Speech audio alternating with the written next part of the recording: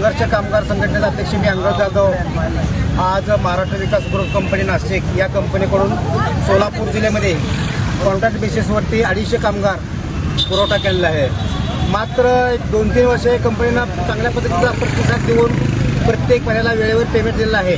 मात्र ह्या 4 महिन्यामध्ये एकाही कर्मचाऱ्याचा ह्या कंपनीनं पगार दिलेला नाही आणि पगाराचा विचार न केले असता त्यांनी व्हॉट्सअपमध्ये पत्र पाठवले की ज्या कर्मचाऱ्याने आंदोलनामध्ये भाग घेतला जाईल त्या कर्मचाऱ्याला उद्या मी कामावर काढून टाकणार। म्हणजे हा कामगार कायद्याचं उल्लंघन करण्याचं स्पष्ट दिसून येत आहे।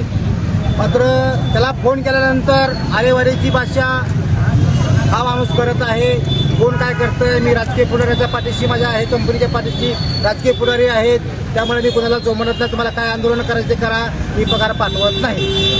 CS मॅडम म्हणते तुम्ही काम करा, आज तुमचा रोजगार जाईल, आज तुम्ही बेरोजगार होचाल, असं भ्या ह्या कर्मचाऱ्याला घातलेलं आहे। मात्र कर्मचाऱ्याला कुठल्याही भ्याला किंवा कुठल्या आश्वासनाला न बळी पडू देता आज संघर्ष कामगार संघटनेच्या वतीने मी सर्व कर्मचाऱ्याला एकत्र करून आज तिथं ठिय्या आंदोलन घेतलेलं आहे।